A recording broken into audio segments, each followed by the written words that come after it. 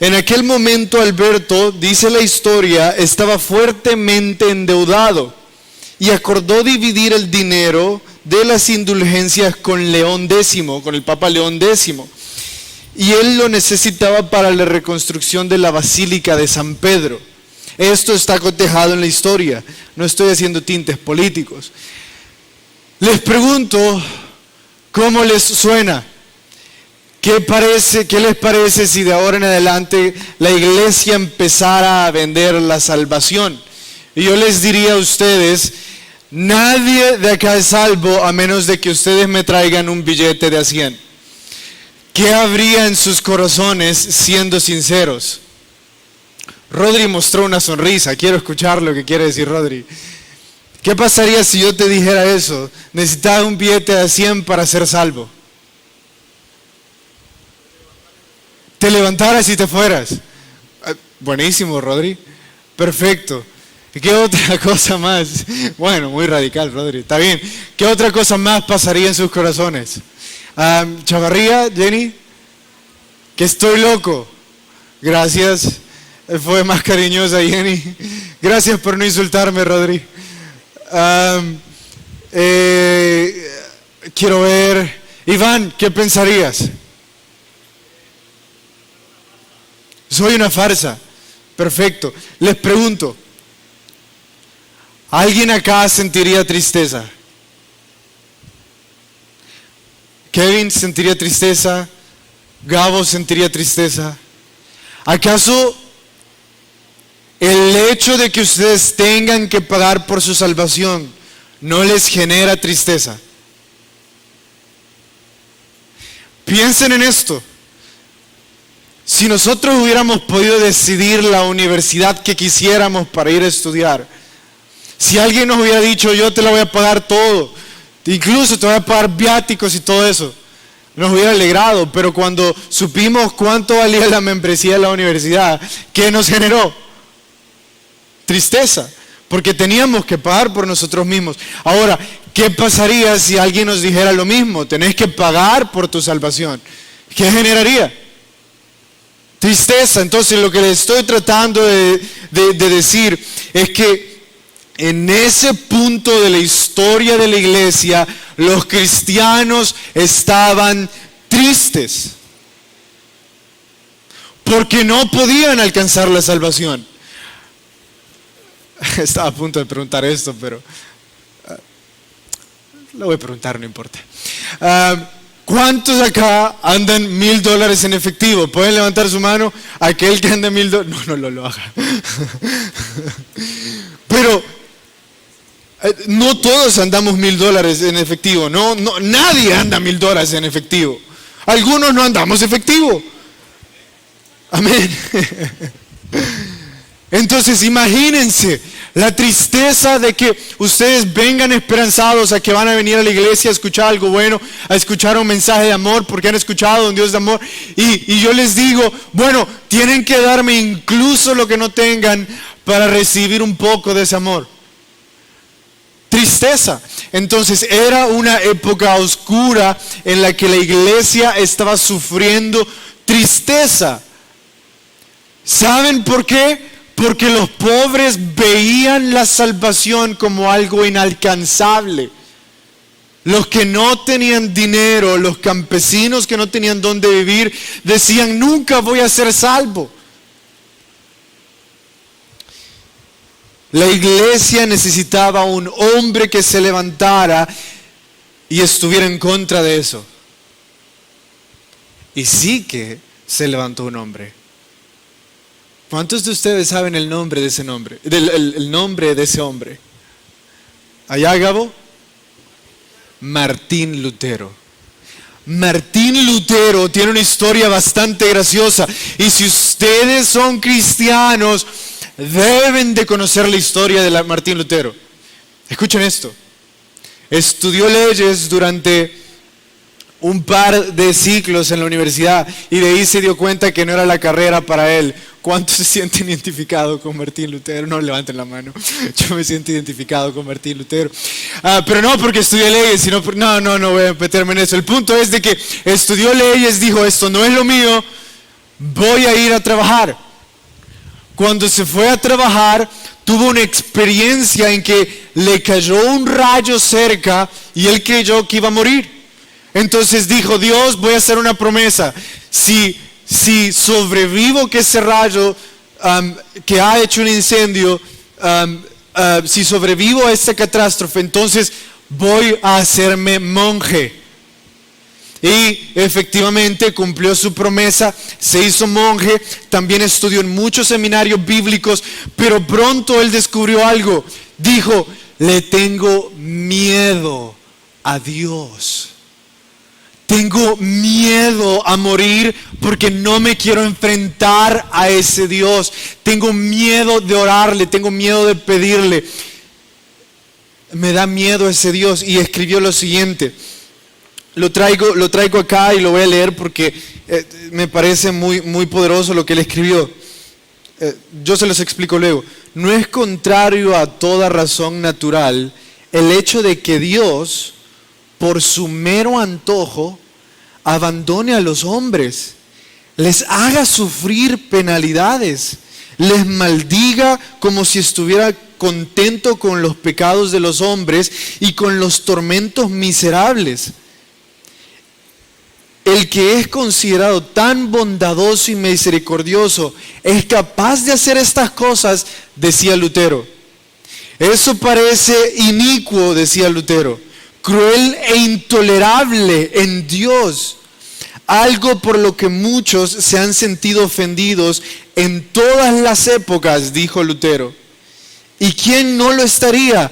Yo mismo más de una vez me vi abocado al abismo de la desesperación, deseando no haber sido creado. ¿Cómo amar a Dios? Yo siento que le odio, dijo Lutero. No estamos hablando de un ateo, estamos hablando de un monje preparado, de un hombre que había pasado mucho tiempo en seminarios. Su conclusión es que sentía odio hacia Dios porque le tenía miedo, porque sentía que Dios era demasiado riguroso. Entonces, en su historia, Martín Lutero fue y habló con un padre y le dijo, siento esto. Y el padre le dio uno de los mejores consejos que le pudo haber dado en su vida. Le dijo, saca un doctorado, seguí estudiando más la Biblia. Y eso hizo Martín Lutero después de haber escuchado el tremendo consejo de ese padre. Fue y estudió la Biblia. Estaba en Romanos cuando él descubrió algo. Estaba leyendo la Biblia y leyó el pasaje en el que dice, mas el justo por su fe vivirá. Su corazón se abrió, su mente se abrió y dijo, Jesús, ¿es acaso esto cierto? Que no necesito pagar nada, que tú me amas, que solo necesito tener fe. Y se dio cuenta de que así era y escribió lo siguiente, que es lo que voy a leer ahora. Yo reflexionaba noche y día hasta que vi la conexión entre la justicia de Dios y la afirmación de que el justo por su fe vivirá. Entonces entendí que la justicia de Dios por la que por medio de la gracia y de la misericordia verdadera, Dios nos justifica a través de la fe. Inmediatamente sentí renacer y entrar por las puertas en el paraíso. Toda la escritura tomó un nuevo sentido y mientras que antes la justicia divina me llenaba de odio, ahora me resultó dulce en el amor de manera inexpresable. Ese pasaje de San Pablo se convirtió para mí en una puerta hacia el cielo. Ese día la vida de Martín Lutero cambió. Leyendo la palabra se dio cuenta, Dios me ama. Y entendió por qué.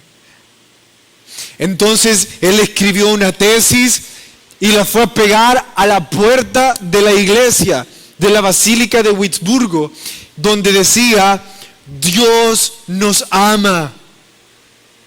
No somos justificados por nuestras obras, somos justificados por nuestra fe. Y luego cuando escuchó que habían personas vendiendo la salvación, fue y pegó otra tesis en la que dijo: la salvación fue pagada únicamente por la sangre de Cristo y todos tenemos acceso a ella. ¿Saben lo que sucedió cuando los pobres campesinos del pueblo leyeron esa tesis donde decía de que todos tenían acceso a la salvación? Escuchen esto, es historia. Hubo una gran alegría. Todos empezaron a saltar de felicidad porque tenían acceso a la salvación. Podían tener esperanza en su vida. Tenían esperanza de transformarla y de que las cosas iban a cambiar, las cosas iban a ser mejor. Nació la esperanza en ese pueblo, pero algunas personas, algunos religiosos no estaban contentos con esto. Entonces le mandaron a llamar y delante del rey le hicieron un juicio y le condenaron como hereje de la nación y le declararon delincuente. Así que otro rey de sus amigos montó esto, o por supuesto es un montaje, hizo como que si unos delincuentes le habían secuestrado y él lo guardó en su castillo. Junto a otros arzobispos le cuidaron. Y escuchen qué hizo Martín Lutero mientras era perseguido. Tradujo la Biblia de latín hacia el alemán por primera vez. Cuando los religiosos se dieron cuenta de que la Biblia ahora estaba en el idioma de todo el pueblo, fueron e hicieron guerra contra las imprentas y dijeron, escuchen, es risible, pero es lo que ellos dijeron: no todos deberían de tener acceso a las escrituras porque no todos pueden interpretarlas. Y pusieron un nuevo mandato en el que decían: solo hay un hombre capaz de interpretar y enseñarnos las escrituras. Y no todos pueden leerla. Así que empezaron a declarar herejes a todos los que tuvieran su propia Biblia en alemán. Y Martín Lutero citó a Hebreos donde dice: ahora ya no necesitamos mediador entre Dios y los hombres, porque tenemos ¿a quién? Al Espíritu Santo que nos enseña las Escrituras. Entonces cuando el pueblo escuchó que tenían acceso a la Biblia y que también el Espíritu Santo estaba en ellos para poder enseñarles, ¿saben qué hizo el pueblo? Se regocijó en alegría. Estaban felices de lo que estaba pasando. Ahora, algo triste pasó con Martín Lutero.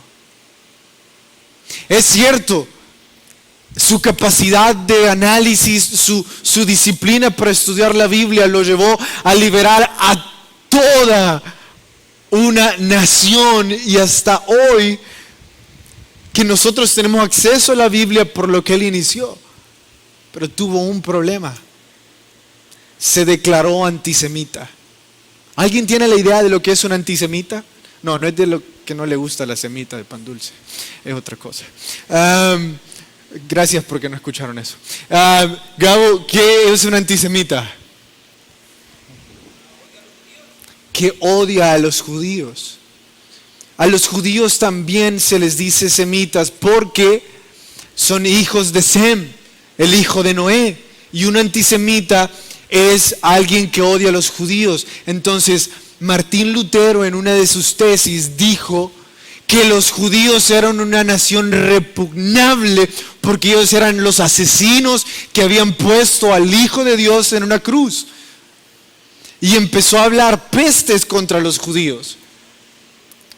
Lastimosamente, los nazis se apoyaron en algunos de sus escritos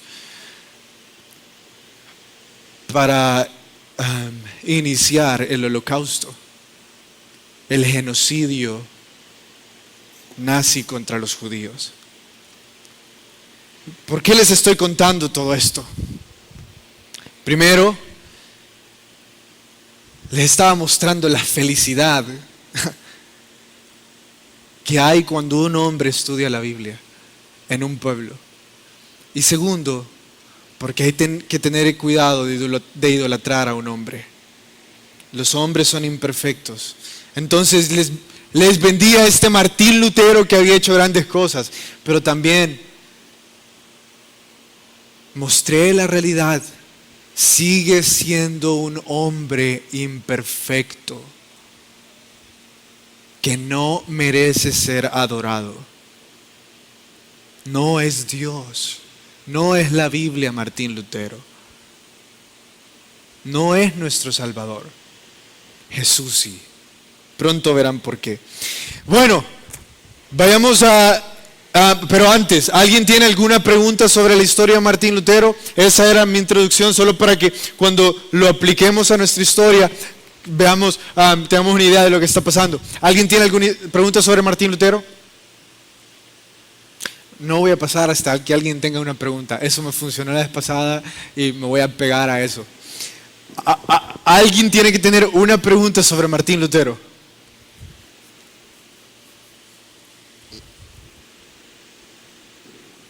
No voy a hacer más nada. Pregúntenme. Y si no hayan que preguntar, busquen que Gabo nos salvó.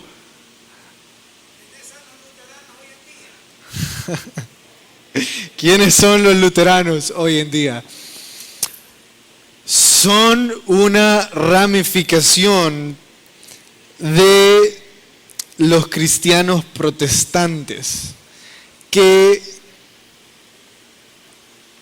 en el seminario de teología puedo hablar con libertad, exacto, en una materia que están idolatrando un poquito a Martín Lutero. Idolatran mucho a Martín Lutero. Lo idolatran. Entonces, es un problema eso.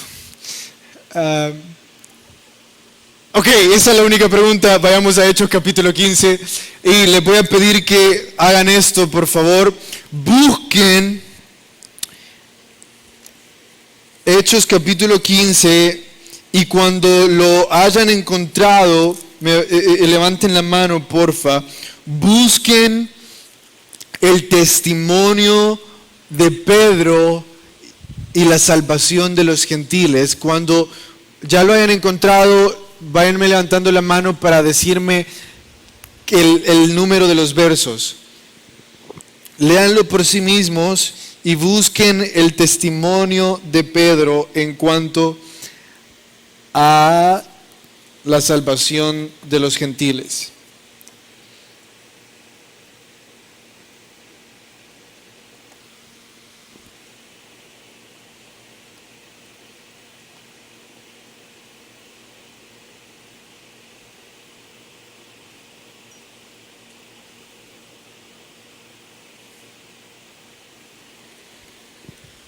¿Ya? ¿Kevin ya? Okay, ya tenemos uno. ¿Quién más?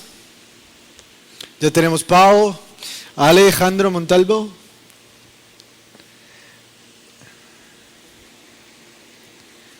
Ya tenemos 2, 3.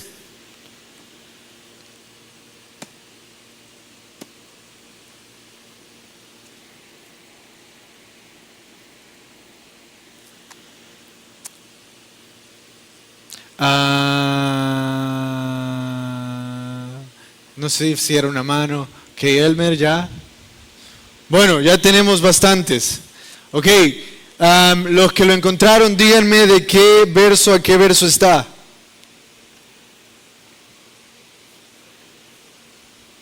A ver, Kevin, ¿de qué verso a qué verso? Del 7 al 11, eso es correcto. Escúchenme. El sábado pasado iniciamos a estudiar este capítulo y lo iniciamos con este primer punto. La pereza académica crea ¿el qué? Las sectas. ¿Y se acuerdan de el agüita milagrosa? ¿Sí? Eso sí se acuerdan, ¿verdad? Pero hablamos que la pereza académica crea las sectas. Pero, ¿qué hace la idolatría académica? Búsquenle sentido. Si la pereza académica trae a las sectas, o sea, creer puras patrañas, ¿qué hace la idolatría académica? A ver, Carla, ¿te acordás más o menos? O así en la idea, ¿no viniste? Bueno. Hipocresía. El sábado pasado iniciamos estudiando esto. La pereza académica, o sea, que ustedes no lean la Biblia, los va a llevar a creer en patrañas. Y un día ustedes van a estar comprando agüita milagrosa del Jordán. Y les aseguro que es del Zumpul. Pero ustedes van a estar ahí con su agüita milagrosa del Jordán. Y hablamos de otras patrañas que las religiones venden. Pero también hablamos de que la idolatría académica, o sea, que ustedes se crean grandes teólogos o se enfoquen solo en el estudio, les va a llevar a la hipocresía. Hoy vamos a seguir con eso. ¿Se dieron cuenta lo que pasó en el verso 3? Cuando Pablo iba pasando por Samaria y Fenicia y les iba contando a todos los hermanos lo que había pasado en su viaje misionero. ¿Se dieron cuenta qué pasó? Todos sintieron una gran alegría de que Pablo había llegado contando esas cosas.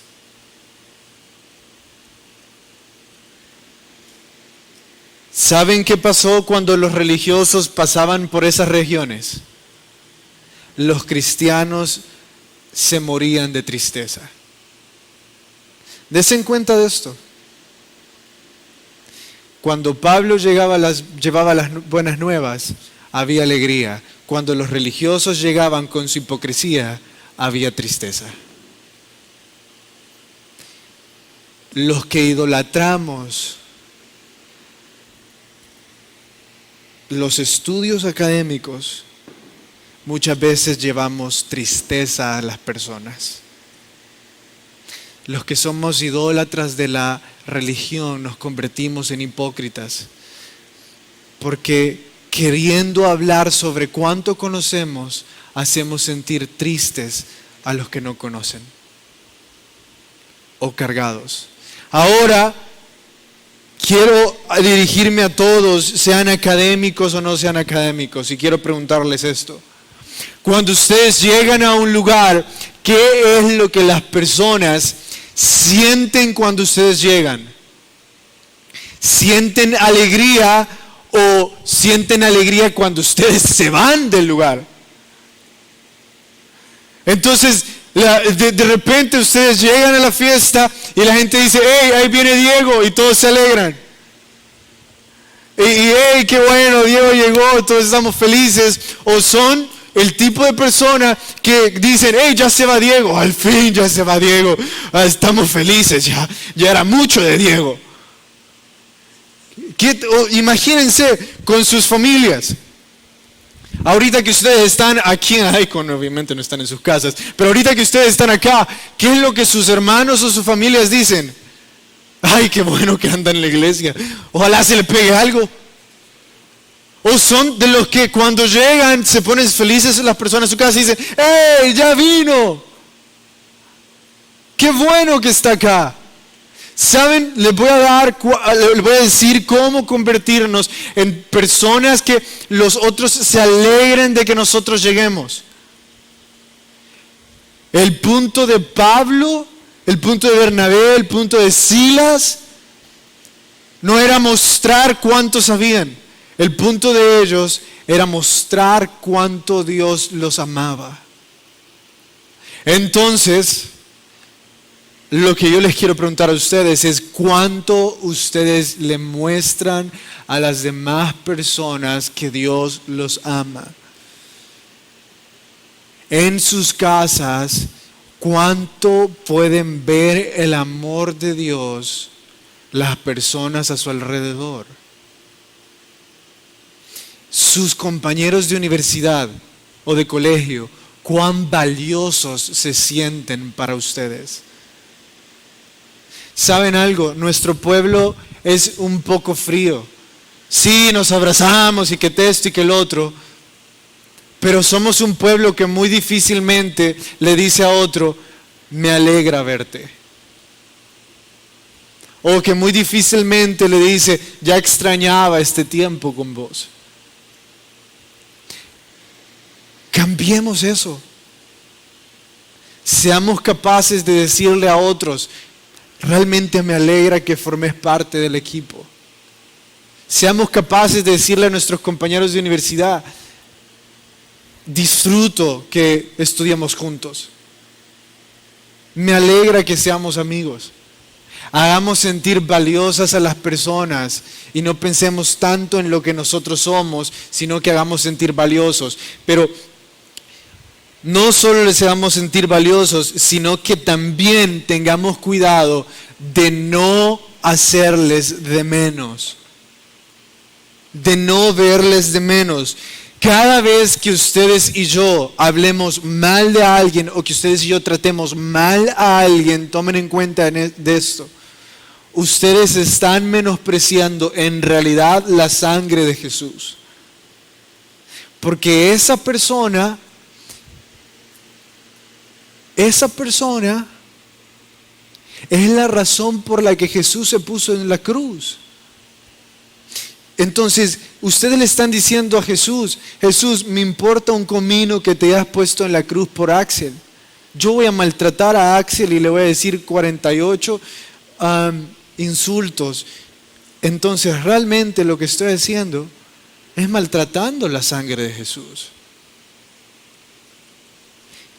Y ese es el problema de la idolatría académica,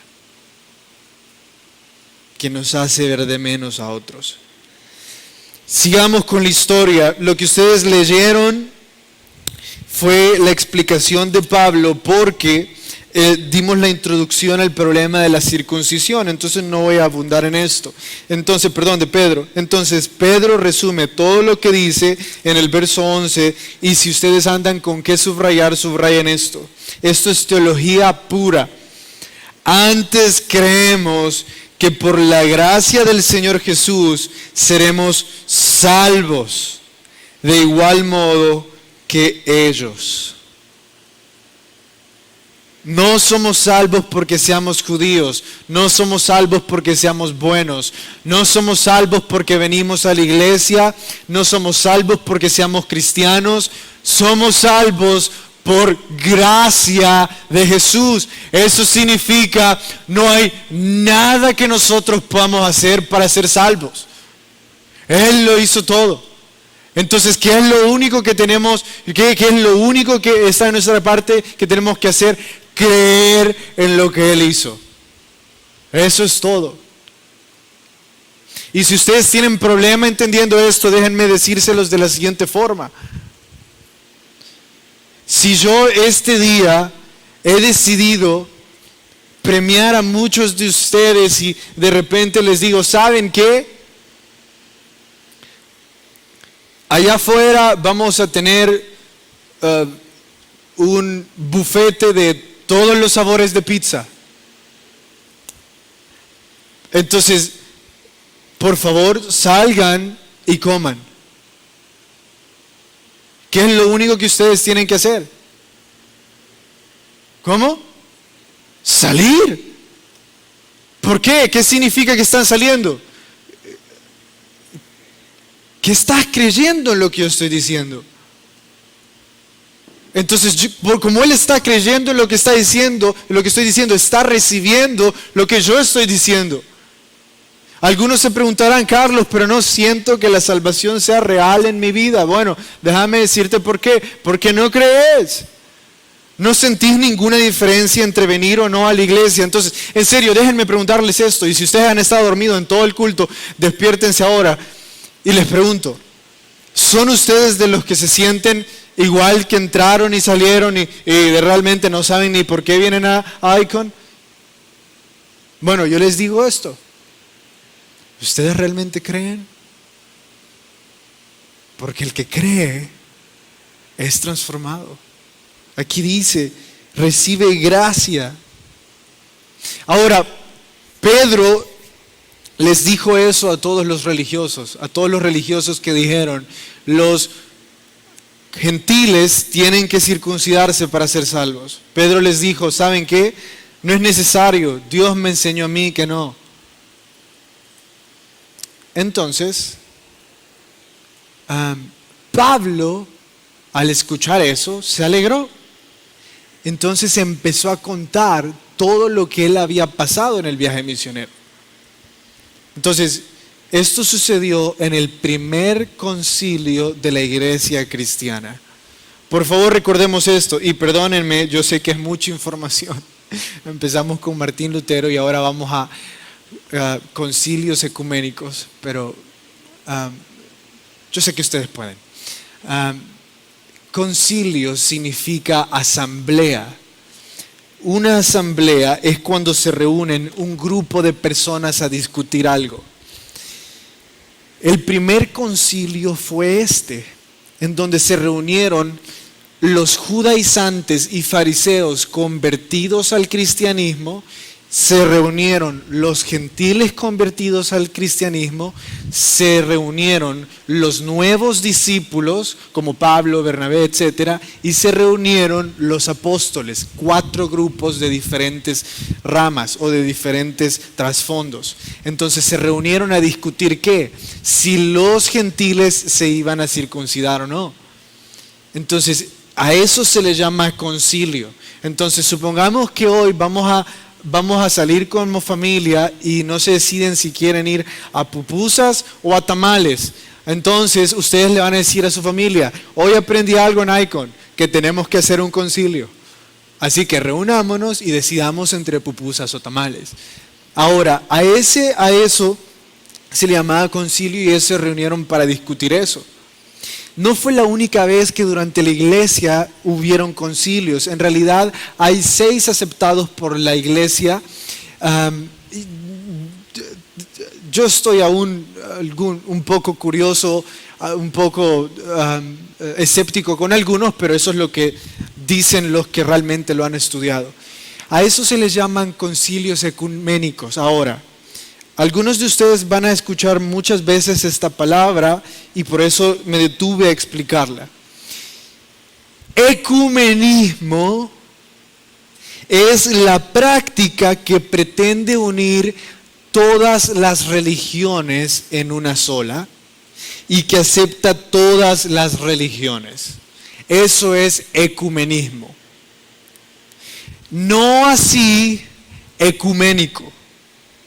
Ecuménico es la unión de diferentes grupos, sean de fútbol, de básquetbol, de cualquier cosa. Entonces, por ejemplo, aquí esta es una reunión ecuménica de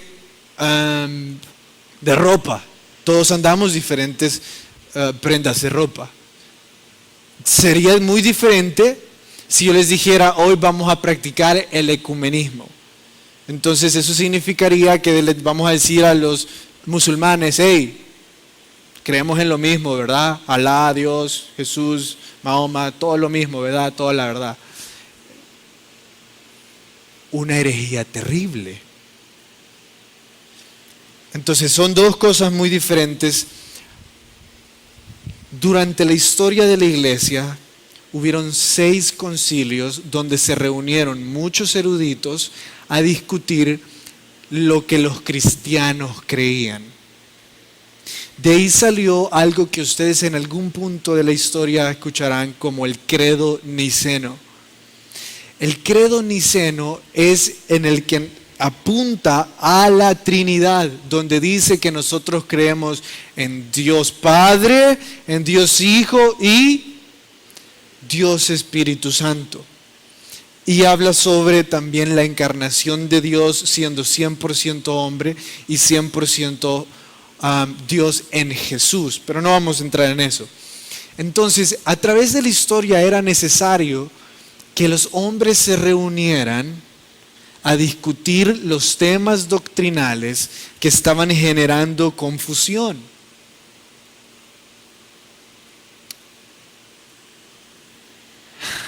A través de la historia hubo hombres que se dedicaron a estudiar la Biblia para revelar las verdades.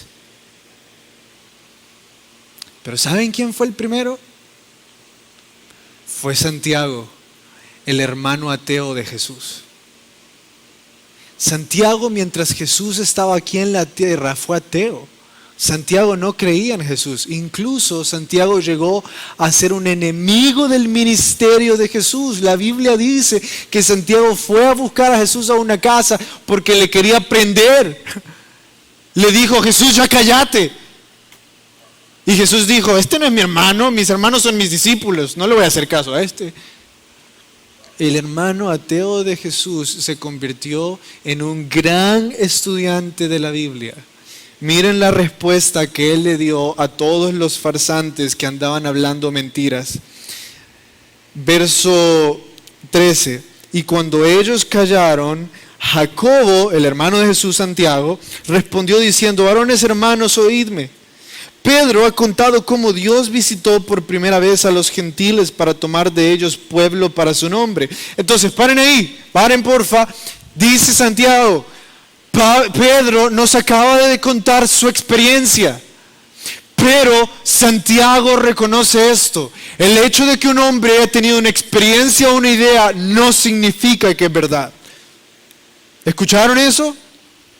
El hecho de que un hombre haya tenido una experiencia o una idea no necesariamente es verdad.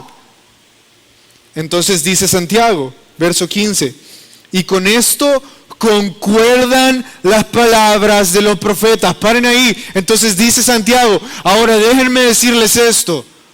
Lo que ese hombre vivió y las ideas de ese hombre están de acuerdo a las Escrituras. Y aquí está la prueba bíblica de que es verdad. Y Santiago empieza a leer, pero nosotros vamos a ir hasta el verso 17, para que el resto de los hombres busque al Señor y todos los gentiles sobre los cuales es invocado el nombre. Paren ahí. Entonces Santiago abre la Biblia y dice: esto es lo que dice la Biblia. Es verdad. Entonces dijo Santiago: yo juzgo, y así terminó el concilio. Dijo Santiago: yo juzgo, como el líder de la iglesia en Jerusalén. Yo ya les había contado que Santiago era el líder de la iglesia en Jerusalén. Dice: yo he determinado, por medio del testimonio de Pablo, por medio del testimonio de Pedro y por medio especialmente de lo que dice la palabra del Señor, que los gentiles no deben de circuncidarse. Y envió una carta con Pablo, Silas, Bernabé y el cuarto, Barsabás, envió una carta con ellos cuatro hacia todas las iglesias que andaban creyendo esas patrañas. Y les dijo: no se circunciden. La palabra de Dios no dice eso. ¿Y saben lo que los cristianos hicieron cuando escucharon que no se tenían que circuncidar? Exactamente lo mismo que los cristianos en el tiempo de Martín Lutero sintieron cuando escucharon que no tenían que pagar por la salvación. Una gran felicidad. Y se terminó el problema. Todos dijeron: es cierto. No se necesita nada más que fe para ser salvos.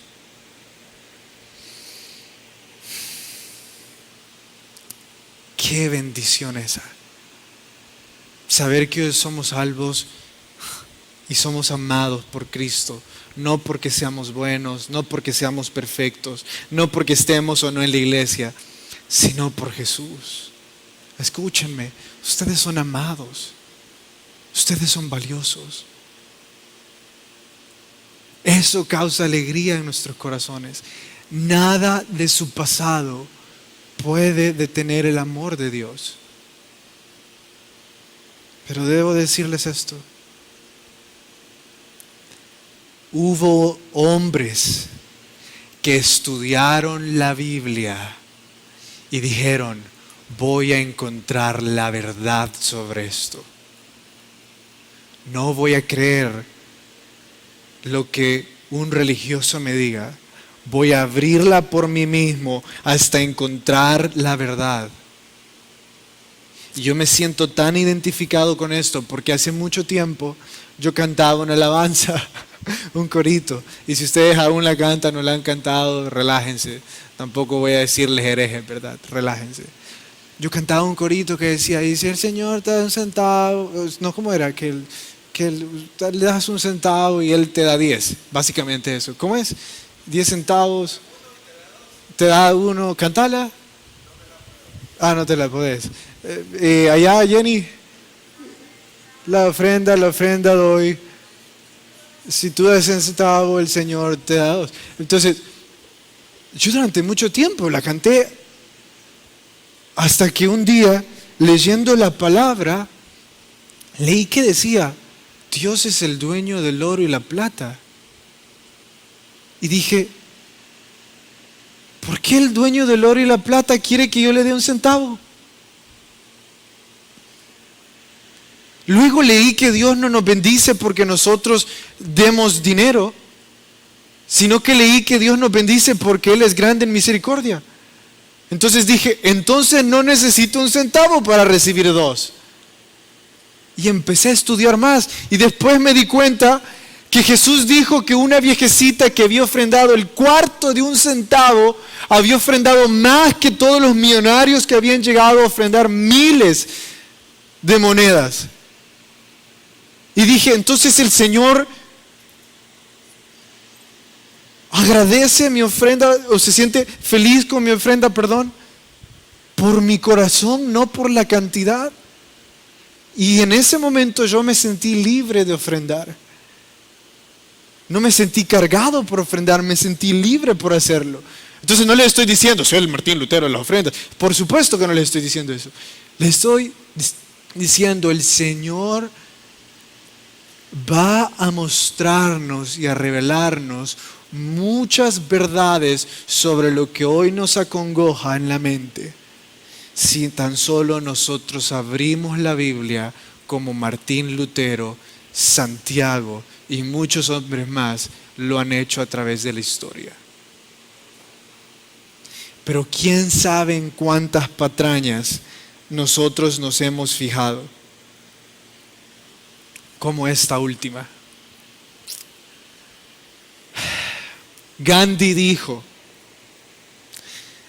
me gusta tu Cristo, pero no me gustan tus cristianos. ¿Entienden eso? Sí, ¿verdad? Está fácil. Yo sonreí en esa frase porque Gandhi, ese es todo el punto del Evangelio. De que dejemos de ver a los hombres y veamos a Cristo. Gandhi, entendiste el Evangelio. No se trata sobre ver a los hombres, las religiones o los religiosos. Se trata de ver a Cristo. Qué bueno, Gandhi, que te diste cuenta de lo grande que es Cristo. No me importa si te gustan o no los cristianos. Ese es todo el punto del Evangelio.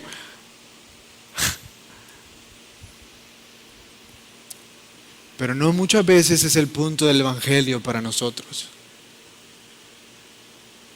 La razón por la que muchos aún no creemos es por la iglesia, es por mis papás, es por 742 cosas. Porque no estamos viendo a Cristo. Y la única forma de conocer a Cristo es a través de su palabra. El momento en que ustedes lean la Biblia y conozcan a Cristo, van a decir como Martín Lutero, mis ojos fueron abiertos y todo lo que yo conocía ha sido cambiado, porque ahora conozco en verdad. Oremos.